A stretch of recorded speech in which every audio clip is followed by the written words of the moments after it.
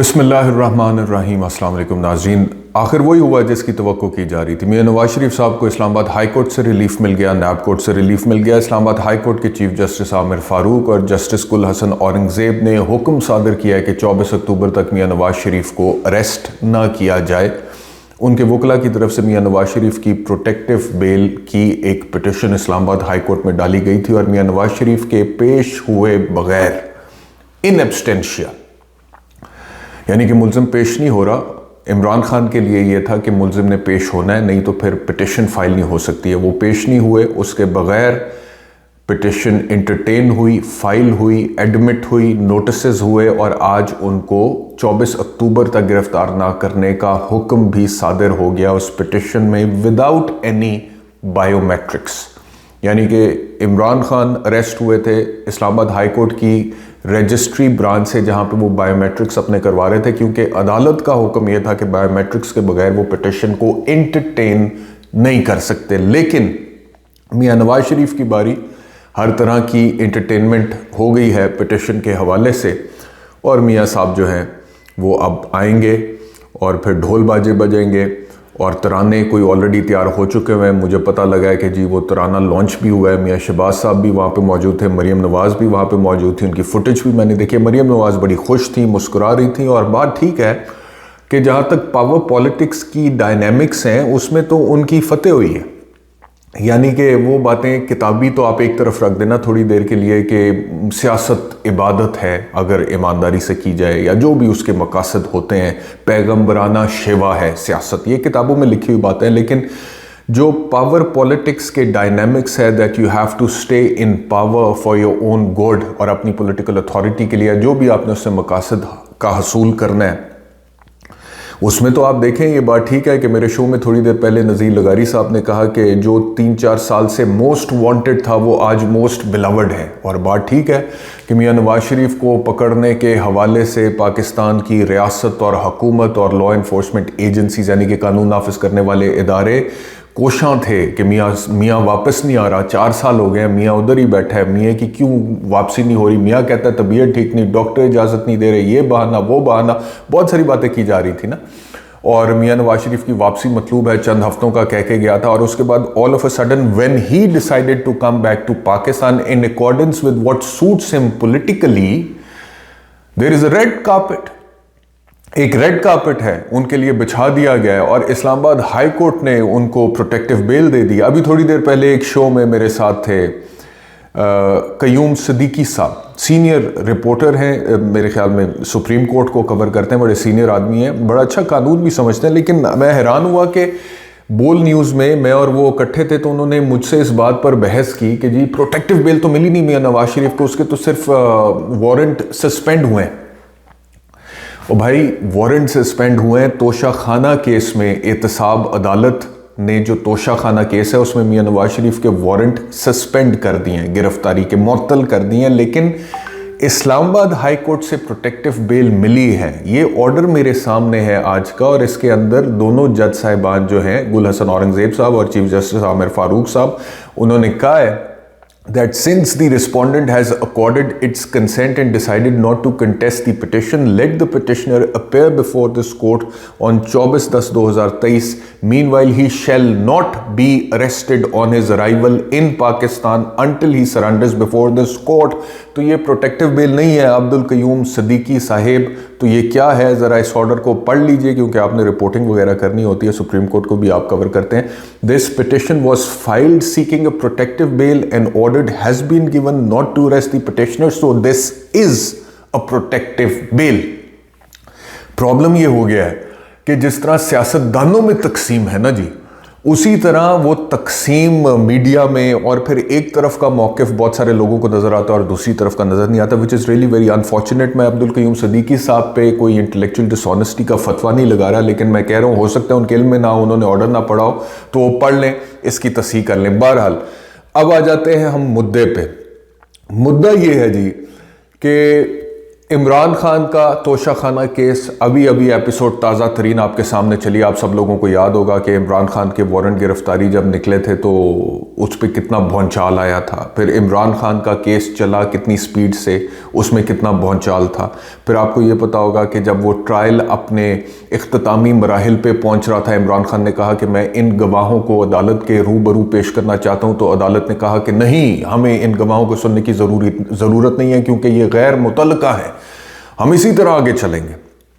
उसके बाद इमरान खान के वकील ने कहा मैं बहस करना चाहता हूं। अदालत ने कहा नहीं, अब तो बहुत देर हो चुकी, हमने बड़ा इंतजार किया। और हक के दिफा दिए बगैर, वकील सफाई को सुने बगैर 30 मिनट में 30 सफ़ात का फैसला अदालत की तरफ से आया और इमरान खान दोषी यानी कि गिल्टी यानी कि गुनहगार ठहरा और 3 साल की सज़ा कर दिया और उसके बाद उसको जेल भेज दिया। और अभी यहाँ पर फैसला आया टक करके, और वहाँ से टक करके पंजाब पुलिस जो है वो ज़मान पाक लाहौर इमरान खान के घर में थी। 2 टक एक साथ ही तकरीबन हुए थे। इधर टक करके फैसला है, उधर टक करके पुलिस इमरान खान के घर में पहुंची। And before people came to know that there is a judgement from the trial court regarding Toshakhana, Imran Khan was already arrested from his house. लेकिन यहां पे तोशाखाना केस, जज मोहम्मद बशीर एक और बड़े इंटरेस्टिंग कैरेक्टर हैं। उस ज़माने से 2018 से जब मियां नवाज शरीफ के खिलाफ पैनामा प्रोसीडिंग्स चल रही थी और ये केसेस अल अजीज़िया, एवनफील्ड वगैरह ट्रायल वगैरह चल रहे थे, मोहम्मद बशीर साहब तब भी आपको खबरों में याद आते हो, सुनने को मिलते होंगे। फिर इमरान खान पे कड़ा वक्त आया। इमरान खान का इंतकाम या नहीं एहतसाब ही एहतसाब यार जो भी होता है पाकिस्तान में, तो जब वो इमरान खान पे आया, फिर जज मोहम्मद बशीर। अब नवाज शरीफ के लिए रेड कार्पेट बिछा है, उसमें भी जज मोहम्मद बशीर साहब आपको नजर आ रहे हैं। तो जज मोहम्मद बशीर साहब ने तोशाखाना, हुमायूं दिलावर ने जो किया वो आपको पता है। जज मोहम्मद बशीर साहब ने, देखें कितने अच्छे जज हैं। इमरान खान के वकला को चाहिए था एक पिटिशन डालते कि भाई हमारा केस जज मोहम्मद बशीर साहब सुने। हुमायूं दिलावर वो पिटिशन तो डाली थी, वो ट्रांसफ़र की पिटिशन तो डाली थी, लेकिन वो जज हुमायूं दिलावर ने कहा था नहीं मैं ही सुनूंगा। फिर वो इस्लामाबाद हाई कोर्ट में गई थी और चीफ जस्टिस आमिर फारूक साहब थे, उनको कहा था कि हमें इन पे एतमाद नहीं है। उन्होंने कहा कि जी अपना वही सुनेंगे। फिर उन्होंने कहा कि हमें आप पे भी एतमाद नहीं है, उन्होंने कहा जी मैं ही सुनूंगा। तो अगर कभी वो अलाउ हो जाती और जज मोहम्मद बशीर साहब के पास चली जाती, तो जज मोहम्मद बशीर साहब मुझे बड़े कोई भले इंसान लग रहे हैं कि इन्होंने नवाज शरीफ को जो रिलीफ दिया है वो ये है कि उन्होंने कहा जी नवाज शरीफ को आने से पहले उसके जो वारंट गिरफ्तारियां हैं वो मुअत्तल किए जाते हैं तोशाखाना केस में। एक तरफ तोशाखाना बहुत बड़ा केस था जिसमें फौरी तौर पे मुल्ज़िम को सज़ा देना, वकील को सुने बगैर, गवाहों को तलब किए बगैर इंसाफ का ऐन तकाजा था, और दूसरी तरफ इंसाफ का तकाजा ये है कि जो मुल्ज़िम है, मतलूब है, इश्तिहारी है, 4 साल से नहीं है पाकिस्तान में, उसने आना है तो उसके आने से पहले उसके वारंट गिरफ्तारी मुअत्तल कर दो ताकि उसे कोई छेड़े ना।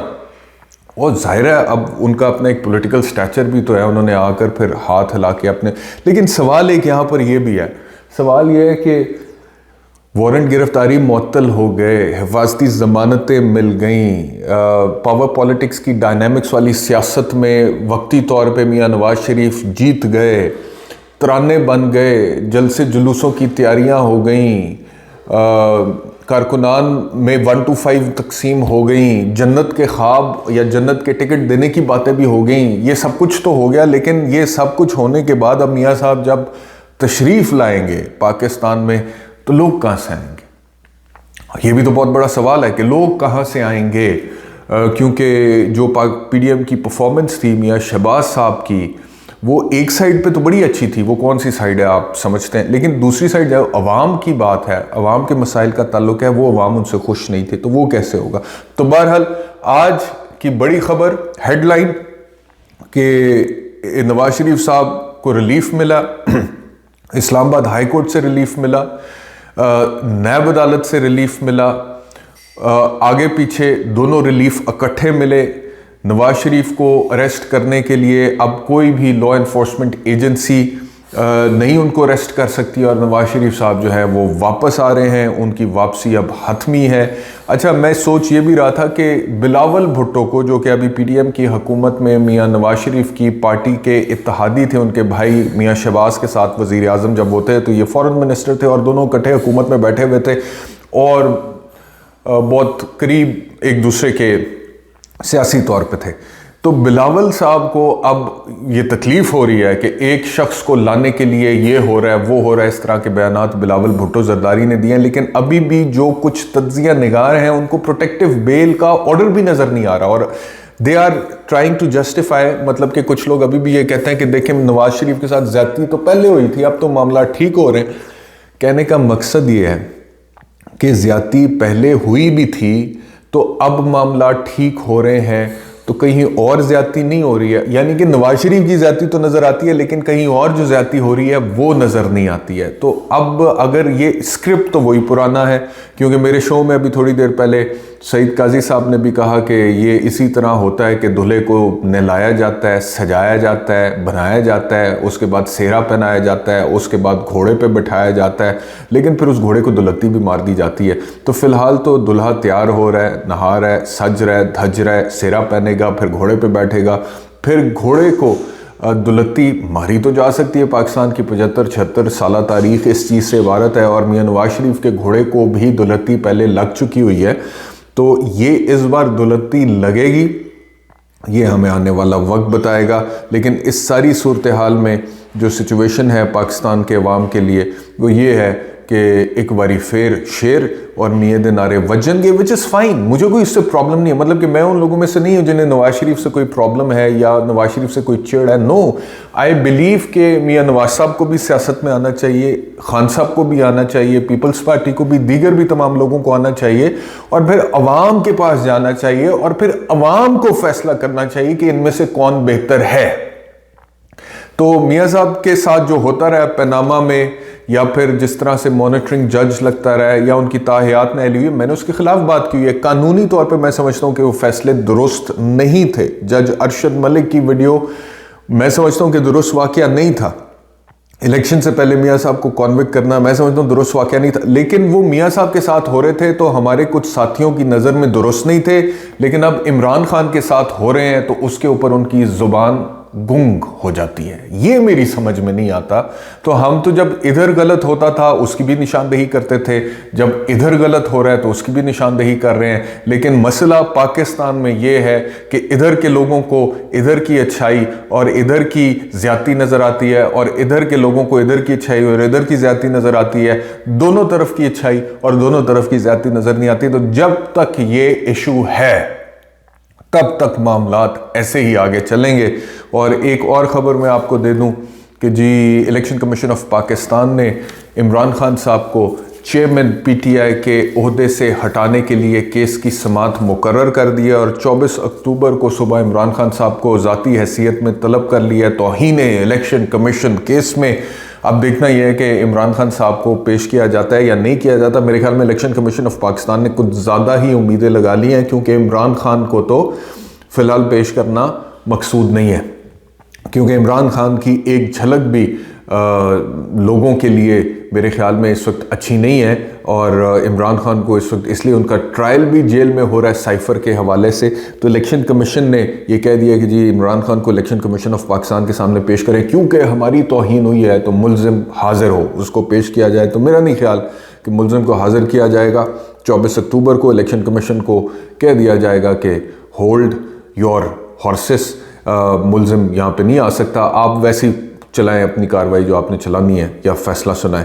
और खदीजा शाह साहिबा जो हैं उनकी जो ज़मानत हुई थी उसका तहरीरी फ़ैसला आ गया। और एक बड़ा अजीबो गरीब ट्वीट बैरिस्टर शहजाद अकबर ने किया है, और वो कह ये रहे हैं कि जी मेरे कुछ ज़राए, मैं एक सेकंड वो ट्वीट बल्कि निकाल ही लेता हूँ, एज इट इज़ आपके सामने पढ़ देता हूँ वो ट्वीट, ताकि उसमें मेरी तरफ से कोई एडिशन या सब्ट्रैक्शन ना हो। और वो शेख रशीद साहब के हवाले से उन्होंने ट्वीट किया है। और ट्वीट तो वैसे इस तरह के वाक़यात तो चलें पहले देखने में सामने है। वो कहते हैं ब्रेकिंग न्यूज़, सुनने में आ रहा है कि अभी भी एक बड़े प्रॉपर्टी टाइकून के चैनल के एक मारूफ एंकर ने मिसिंग पर्सन और अगवा बराए बयान के ताज़ा तरीन शिकार शेख रशीद साहब का इंटरव्यू रिकॉर्ड किया है, जो 1-2 रोज़ में चलाया जाएगा। कोई सहाफ़ी इस खबर की तस्दीक या तरदीद कर सकता है, और कोई कानूनदान ये बता सकता है कि क्या मिसिंग पर्सन के इंटरव्यू पे कानून क्या कहता है। यानी कि ये एक ख़बर है। तो मेरे पास तो ना इसकी तस्दीक है ना तरदीद है, लेकिन मिर्ज़ा शहजाद अकबर की तरफ से ये ट्वीट है जिसमें वो पूछ रहे हैं कि कोई शेख रशीद का इंटरव्यू हो गया है और वो क्या आने वाला है, अब आने वाला है या नहीं आने वाला, ये थोड़े अरसे में पता लग ही जाएगा। शुक्रिया वीलॉग देखने के लिए, अपना ख्याल रखिए, अल्लाह हाफ़िज़।